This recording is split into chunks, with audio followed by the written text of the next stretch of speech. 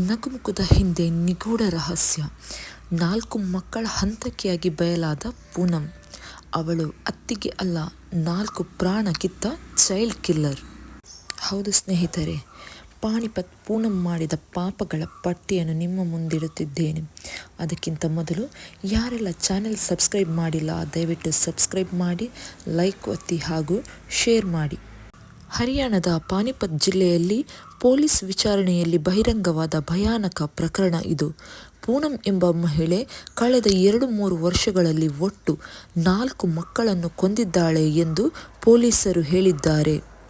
ಇದು ಹೇಗೆ ಬೆಳಕಿಗೆ ಬಂತು ಅಂದರೆ, ಡಿಸೆಂಬರ್ 1, 2025ರಂದು ಮದುವೆ ಸಮಾರಂಭದಲ್ಲಿ 6 ವರ್ಷದ ವಿಧಿ ಎಂಬ ಮಗು ಕಾಣೆಯಾಗುತ್ತದೆ. ಸ್ವಲ್ಪ ಸಮಯದ ನಂತರ ಮಗು ಸ್ಟೋರ್ ರೂಮ್ನಲ್ಲಿರುವ ನೀರಿನ ಟಬ್ನಲ್ಲಿ ಸತ್ತ ಸ್ಥಿತಿಯಲ್ಲಿ ಸಿಗುತ್ತಾಳೆ. ಈ ಘಟನೆಯಿಂದ ಅನುಮಾನಪಟ್ಟ ಪೊಲೀಸರು ತನಿಖೆ ನಡೆಸಿದರು. ಅದೇ ಸಂದರ್ಭದಲ್ಲಿ ಪೂನಂ ನಡೆ, ಹೇಳಿಕೆಗಳಲ್ಲಿ ಅಸಾಮಾನ್ಯತೆ ಕಾಣಿಸಿಕೊಂಡು ಆಕೆಯನ್ನು ವಿಚಾರಣೆ ಮಾಡಲಾಯಿತು. ಅಲ್ಲಿ ಆಕೆ ಹಿಂದಿನ 3 ಹತ್ಯೆಗಳನ್ನು ಒಪ್ಪಿಕೊಂಡಳು. 2023ರಲ್ಲಿ ಇಶಿಕಾ 9 ವರ್ಷದ ಸೋದರನ ಮಗಳನ್ನು, ಆ ಮಗುವನ್ನು ಮನೆಯಲ್ಲಿದ್ದ ನೀರಿನ ಟ್ಯಾಂಕಿಗೆ ತಳ್ಳಿ ಕೊಂದಿದ್ದಾಳೆ. ಎಲ್ಲರೂ ಇದನ್ನು ಅಪಘಾತ ಎಂದು ಭಾವಿಸಿದ್ದರು.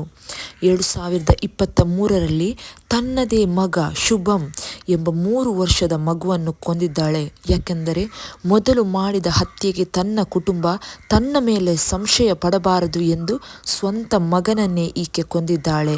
ಇದನ್ನೂ ಕೂಡ ಕುಟುಂಬ ಅಪಘಾತವೆಂದು ನಂಬಿತ್ತು. ಆಗಸ್ಟ್ 2025ರಲ್ಲಿ ಜಿಯಾ ಎಂಬ 6 ವರ್ಷದ ಅತ್ತೆಯ ಮಗಳನ್ನು ಸಿವಾ ಗ್ರಾಮದಲ್ಲಿ ನೀರಿನಲ್ಲಿ ಮುಳುಗಿಸಿ ಕೊಲೆ ಮಾಡಿದ್ದಾಳೆ. ಡಿಸೆಂಬರ್ 2025ರಂದು ವಿಧಿ ಎಂಬ ಮಗುವನ್ನು ಮದುವೆ ಕಾರ್ಯಕ್ರಮದ ನಡುವೆ ಸ್ಟೋರ್ ರೂಮ್ನಲ್ಲಿ ನೀರಿನ ಟಬ್ನಲ್ಲಿ ಮುಳುಗಿಸಿ ಕೊಲೆ ಮಾಡಿದ್ದಾಳೆ. ಈ ಪ್ರಕರಣವೇ ಪೊಲೀಸರಿಗೆ ನಿಜವನ್ನು ಪತ್ತೆ ಹಚ್ಚುವಲ್ಲಿ ಕಾರಣವಾಯಿತು. ಯಾತಕ್ಕಾಗಿ ಆಕೆ ಹೀಗೆ ಮಾಡಿದಳೆಂದರೆ, ಪೂನಂಗೆ ಅತಿಯಾದ ಅಸೂಯೆ, ಮಕ್ಕಳು ತನಗಿಂತ ಕ್ಯೂಟ್ ಅಥವಾ ಅಂದವಾಗಿ ಕಾಣಿಸುತ್ತಾರೆ ಎಂಬ ಮನೋವೈಜ್ಞಾನಿಕ ಅಸ್ಥಿರತೆ. ಇದರ ಪರವಾಗಿ ಮಕ್ಕಳನ್ನು ಕೊಂದಿದ್ದಾಳೆ ಎಂದು ತನಿಖೆಯಲ್ಲಿ ಹೊರಬಂದಿದೆ. ಪೂನಂ ಅನ್ನು ವಶಕ್ಕೆ ತೆಗೆದುಕೊಂಡು ಸುದೀರ್ಘ ವಿಚಾರಣೆ ನಡೆಸಲಾಯಿತು. ಆಕೆ 4 ಕೊಲೆಗಳನ್ನು ಒಪ್ಪಿಕೊಂಡಿದ್ದಾಳೆ ಎಂದು ಪೊಲೀಸರು ಹೇಳಿದ್ದಾರೆ. ಹಿಂದೆ ನಡೆದ ಮರಣಗಳನ್ನು ಮರು ಪರಿಶೀಲಿಸಲಾಗುತ್ತಿದೆ.